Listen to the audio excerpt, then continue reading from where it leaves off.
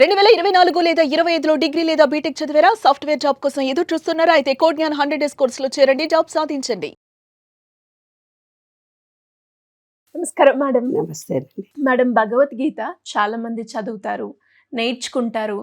కానీ దాన్ని నిజ జీవితంలో ఏ విధంగా అప్లై చేసుకోవాలి అన్నది చాలా తక్కువ మందికే తెలుసు. అంటే ఇప్పుడు గీత నుంచి అసలు మన ఆలోచనలు ఏ విధంగా మారుతాయి అంటారు? అందుకే కదమ్మా ఇప్పుడు మోటివేషన్ క్లాసెస్ అన్నీ భగవద్గీతను బేస్ చేసుకొని నడుస్తున్నాయి. కానీ తెలియదు మనకి.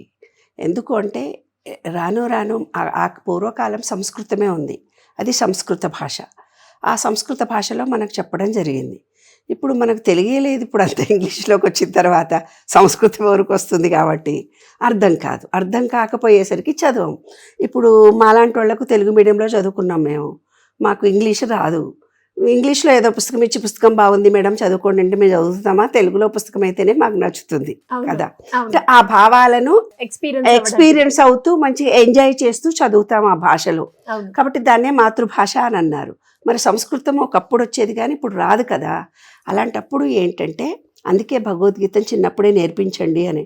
అయితే మా అప్పుడు ఏం చేసేవాళ్ళు తాత్పర్యాలు మాత్రమే చదువుకునేవాళ్ళు. అయితే ఏంటి చిన్నజీయర్ స్వామి లాంటి వాళ్ళు మహబూబ్ నగర్లో వచ్చేవాళ్ళు నాన్న మాకు. వచ్చి భగవద్గీత శ్లోకాలన్నీ చెప్తూ జ్ఞానాన్ని పొందండి, జ్ఞానజ్యోతిని వెలిగించుకోండి అంటే 1970 గురించి చెప్తున్నాను. ఇట్లా చిరంజీవి స్వామి లాంటి వాళ్ళ పీఠాధిపతులు వాళ్ళు వచ్చి భగవద్గీతను చెప్పడము, పిల్లలకు భగవద్గీత శ్లోకాలు నేర్పించడము చేసేవాళ్ళు. ఆయన ఒకరోజు సంవత్సరీనాలు చేయడానికి మా ఇంటికి వచ్చారు. ఇంటికి వచ్చి సంవత్సరీనాలు చేస్తున్నారు. అందరికీ వాతలు పెడతారు. సంవత్సరీనం అంటే వాతలు పెడతారు అంతే. శ్రీ వైష్ణవ సంప్రదాయం మడితో వంట చేయొచ్చు వాళ్ళకి అందరికీ. అలా చేస్తుంటే దివ్య చుట్టూ వలయంగా చీకటి అలాగే ఉంది, దానిలో వెలుగు నింప ఎవరికి సాధ్యమని అడిగా నేను. వామ్మో నీ బిడ్డ చాలా తెలివైంది, జ్ఞానవంతురాలే అన్నాడు ఆయన పీఠాధిపతి నన్ను దగ్గరికి తీసుకొని ఆశీర్వదించాడు. అప్పుడు 8వ తరగతి నేను. దివ్య చుట్టూ వలయంగా చీకటి అలాగే ఉంది, దానిలో వెలుగు నింప ఎవరికి సాధ్యం. ఆయన రోజు చెప్తున్నాడు జ్ఞానజ్యోతిని వెలిగించండి, ఆ జ్ఞానంలో వెలిగిపోండి జ్ఞానజ్యోతి అంటే. మా అప్పుడు ఏముండేదన్న లైట్లు లేవు. ఒక చిమినీ పెట్టుకొని ఆ చిమినీ చుట్టూ అందరం కూర్చొని చదువుకునేవాళ్ళం. మేము 8th 10th వచ్చిన తర్వాత మాకు అప్పుడు ఎలక్ట్రిసిటీ రావడం జరిగింది. అంటే లైట్లు పోయినప్పుడు ఆ బల్బులు పెట్టుకొని ఆ బల్బుల కింద చదువుకోవడం అలవాటైంది. దివ్య చుట్టూ వలయంగా చీకటి అలాగే ఉంది, దానిలో వెలుగు నింప ఎవరికి సాధ్యం. అప్పుడు ఆయన పీఠాధిపతి గారు మా అమ్మను పిలిచి, ఇది చాలా పెద్ద వేదాంత తత్వవేత్త అవుతుందమ్మా, దీనికి మంచి జ్ఞానము పుట్టుకతోటే వచ్చింది అని ఆశీర్వదించి దీనికి బాగా చక్కటి మంచి జ్ఞానం వస్తుందని చెప్పారు. సూర్యుడిలో కూడా చీకటి ఉంటుందమ్మా పరిభ్రమణ చెందుతుంటే. అట్లా జ్ఞానం మనకు అందరికీ వచ్చింది అనుకుంటాం, జ్ఞానం రాదు, ఎంతో అజ్ఞానం ఉంటుంది. ఆ అమ్మాయి అడిగింది అదే, దివ్య చుట్టూ వలయంగా చీకటి అలాగే ఉంది, దానిలో వెలుగు నింప ఎవరికి సాధ్యం.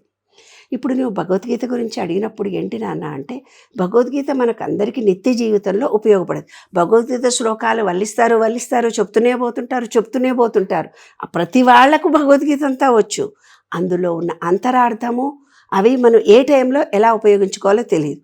పాపం ఎవరో చనిపోయినప్పుడు మాత్రం అదేదో శ్లోకం వస్తే ఓహో అనుకునేవాడు, ఒక్కటే గుర్తుంది మనకి.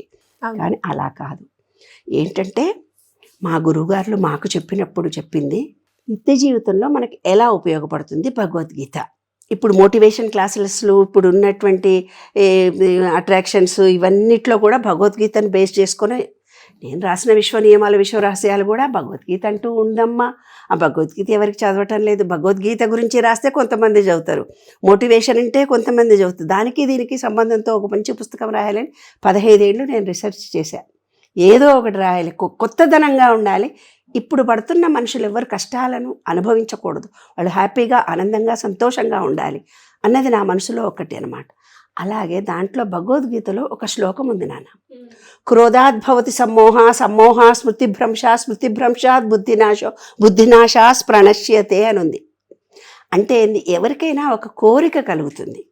ఆ కోరిక కలగడం మూలంగా అతనిలో ఏమవుతుంది, కోరికను గురించి ఆలోచించగా ఆ కోరిక మీద అతనికి ప్రీతి కలుగుతుంది. ఆ ప్రీతి కలిగి కోరిక తీరకపోతే కోపం వస్తుంది, కోపంతో అవివేకం అవుతుంది, అవివేకంతో బుద్ధినాశనం జరుగుతుంది, బుద్ధినాశనం జరిగి పూర్తి చెడిపోయినవాడు అవుతాడు. ఒక అమ్మాయిని ప్రేమించాడు వాడు, ఆ పిల్లనే కావాలని తపన చెందాడు వాడు. ఆ పిల్ల ఇష్టపడలేదో ఏదో కారణం వల్ల వీళ్ళిద్దరి మధ్యన బెడిసి కొట్టింది, స్నేహం ఏదో.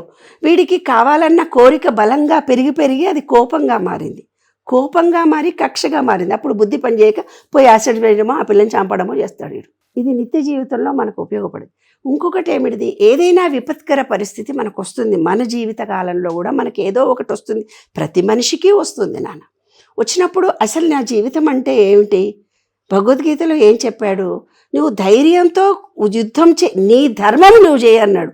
అయితే నన్ను కూడా వచ్చి అడిగాడమ్మా చాలా, నేను ఎవరినో హత్య చేయాలనుకున్నాను, చెయ్యొచ్చు కదా, నా ధర్మం నేనంటే నువ్వు హత్యలు చేసేవాడు వారిని. మనం హత్యలు చేయడం మనిషి ధర్మం కాదు, అది పాపం కింద లెక్క అవుతుంది. కాబట్టి అక్కడ ఏమన్నాడు, నీ ధర్మాన్ని నువ్వు చెయ్యి అన్నాడు. ధర్మో రక్షతి రక్షిత అన్నారు. అంటే మన వేదాంత పురాణాల్లో మొత్తంలో చెప్పింది ఏంటమ్మా అంటే, ధర్మము అనేది ఒకటి. ఏదైనా విపత్కర పరిస్థితి వచ్చినప్పుడు భగవద్గీతను చదవండి, నిత్యం చదువుతూ పోతుంటే అది రేపొద్దున మీరు డిసప్పాయింట్ కాకుండా లైఫ్లో ఎన్నో ఇబ్బందులు వస్తే అన్నిటికీ సమాధానం లభిస్తుంది అని అన్నారు. కానీ తాత్పర్యం ఒకటే చదివితే మనకు అర్థమవుతుంది, కానీ శ్లోకాలు చదివితే ఈనాటి జనరేషన్కి అర్థం కాదు. అందుకని ముసలోళ్ళైనాక 60-70 ఏళ్ళ చదువుకునేది భగవద్గీత, ఇవాళ ఎందుకమ్మా మాకు అంటున్నారు. కానీ అందులో ఉన్నటువంటిది ప్రతిదీ కూడా మన జీవితాలకు, నిత్య జీవితంలో ప్రతి వాళ్లకు అవసరమైనటువంటిదే. ఇంకొకటి కూడా ఉంది, ఏదైనా విపత్కర పరిస్థితి, హస్బెండ్ అండ్ వైఫ్ హరాషులు జరుగుతాయి, లేదా ఆస్తి పెంపకంలో గొడవలు వస్తాయి, ఏదో ఒక విషయంలో మన మనసు కలతపడి ఉంటుంది. కలతపడి ఉండి ఏమిటి అంటే, భగవద్గీతలో ఒక మాట చెప్తాడు నాన్న. ఏమని చెప్తాడంటే, చూడు నాన్న, నీదనే వస్తువు అయితే అది నీకు ఎప్పటికీ ఉంటుంది, నీది కాలిపోతుంది. ఎంత గొప్ప సత్యం నాన్న. ఆ చిన్న సత్యాన్ని మనం అర్థం చేసుకుంటే జీవితంలో గొడవలు పడతామా ఒకళ్ళతో ఒకళ్ళు? మనం పడలేము. కాబట్టి అది నాదైతే నాది అవుతుంది, లేకపోతే పోదు. ఊడిపోయే ముక్క ఎన్ని రోజులు ఉంటుంది, తుమ్మితే ఊడిపోయే దుక్కు ఎన్ని రోజులు ఉంటుంది. ఆ చిన్న సత్యము అందులో భగవద్గీతలో గొప్ప సత్యంగా ఉందన్నమాట. కాబట్టి ఏదైనా విపత్కర పరిస్థితి వచ్చినప్పుడు నీ ధర్మాన్ని నువ్వు చెయ్యి అన్నాడు ఆయన. తర్వాత ఇంకొకటి ఏమిటంటే, దాంట్లో భగవద్గీతలో చెప్పినటువంటి అత్యద్భుతమైనటువంటి కృష్ణుడు నేనే దేవుణ్ణి అని అన్నాడు. అంటే మనిషి రూపంలో ఉండే ఎవ్వరు కూడా దేవుళ్ళు కారు. ఇక్కడ దేవుడు అనేది ఒక ఎనర్జీ. ఈ విశ్వం మొత్తానికి ఆయన విశ్వరూప సందర్శనలో మంచిగా చెప్తాడు మనకి. ఏమని చెప్తాడు? నేను నా విశ్వరూప సందర్శన నీకు చూపిస్తున్నా, నువ్వు మామూలు కళ్ళతో నువ్వు చూడలేవు, చూడరా నాయనా అన్నాడు. అన్నప్పుడు విశ్వం మొత్తం కనిపించింది. అంటే విశ్వము అంటే ఏంది? సూర్యుడు, చంద్రుడు, గ్రహాలు, ఒక ఎనర్జీ పాయింట్ చుట్టూ గ్రహాలన్నీ తిరుగుతున్నాయి, ఓవల్ షేప్లో తిరుగుతున్నాయి.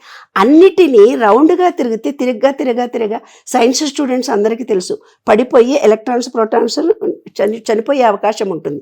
ఒక పాజిటివ్ ఎనర్జీ పాయింట్ డిస్టెన్స్గా తిరుగుతున్నప్పుడు అవి నశించవు.